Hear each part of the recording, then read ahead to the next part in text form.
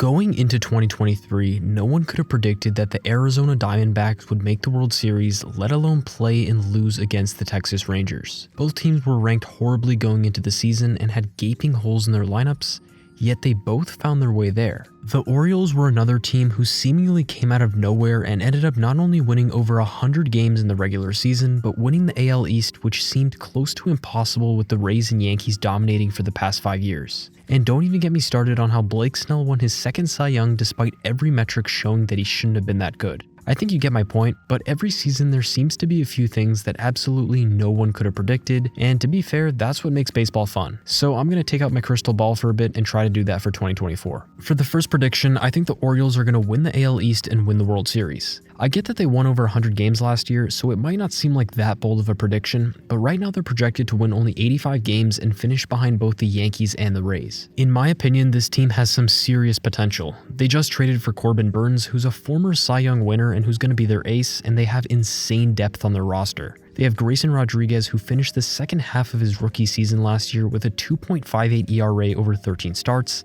and he's just starting to become the ace that he always was projected to be. And their third option is likely going to be Kyle Bradish after he gets off the IL, who had a breakout year last season where he finished the year off with a 2.42 ERA in 15 starts. So their rotation has the potential to be rock solid. They also have solid players like Rutschman, who's the best catcher in the league, Gunnar Henderson, who just won AL Rookie of the Year, and Jackson Holliday, who's the #1 prospect in baseball right now, who might get called up either for opening day or sometime during the season. It's going to take a lot to beat out other stacked teams in the playoffs, but I really think this team has the chance to go far.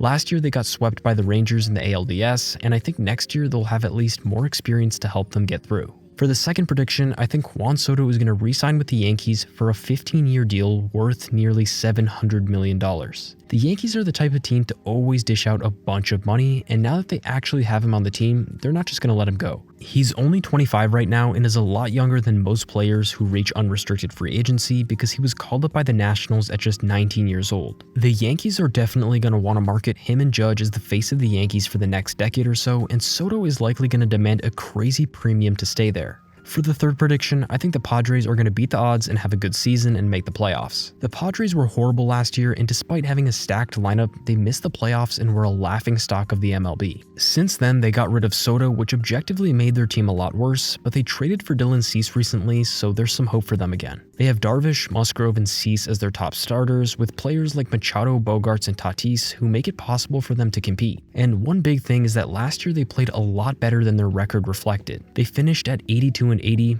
but should have finished 92-70 according to projections. This was mainly driven by how unlucky they were. They were 0-12 in extra innings, and in close situations, they hit terribly. So if they can have some luck on their side this year, or at least not be as unlucky, I think they can have a good shot at snagging a wildcard spot. For the fourth prediction, I'm going to combine two and say that Bobby Witt Jr. is going to win AL MVP and his teammate Cole Ragans is going to win the AL Cy Young. Witt finished last year 7th in AL MVP voting, coming off an incredible season where he hit 30 home runs and had 49 stolen bases, which was a huge improvement from the year before. He also led the league with 11 triples, and in his second half, his batting average was over 300 and his on-base percentage skyrocketed. He's only 23 right now and he's getting better each year, so if he can continue his second half performance into next year, he could be on the radar for AL MVP. Ragans also has the potential to be a superstar next year. After getting him from the Rangers during the year from a trade, in 12 starts he had a 2.64 ERA with 89 strikeouts and his pitches are elite. What's insane about this guy is that he came out of nowhere. In 2022, his fastball sat at 92 miles per hour and maxed out at only 95, but during the offseason he started training with Tread Athletics, who revamped his entire form, and in 2023 he sat at 96 miles per hour and maxed out at 101. A 4-mile-per-hour difference in one offseason is insane. And in spring training so far, in his first start, he was sitting at 99 miles per hour, and his other pitches also had crazy movement. He also benefits from being in the AL Central, which is by far the worst division and makes it easier for him to get favorable matchups. For the fifth prediction, I'm going to go out and say that the Rangers aren't even going to make the playoffs. This might sound insane considering that they just won the World Series, but their team has some serious issues going into 2024. Their lineup is solid, and it's even ranked 5th in the league, which is a plus for them, but their starting rotation has massive gaps. They lost Jordan Montgomery over the offseason, and Max Scherzer, Jacob deGrom, and Tyler Mahle are all going to be injured for roughly half the season. Now, to be completely fair, the Rangers had horrible projections last year and didn't have deGrom or Scherzer for a big part of it, and they still won. so this prediction might make me just look like an idiot. But with the Astros seen as a lock for the AL West division and other teams that are going to be competing for the wildcard spots like the Orioles, Rays, Blue Jays, and Mariners, it's hard to see any room for the Rangers. What do you think of these predictions, and what are your predictions for 2024? Over 99.7% of people who watch my channel aren't subscribed, so if you want to be part of that special 0.3% and you love baseball, subscribe and make sure to hit that like button. I'll see you soon.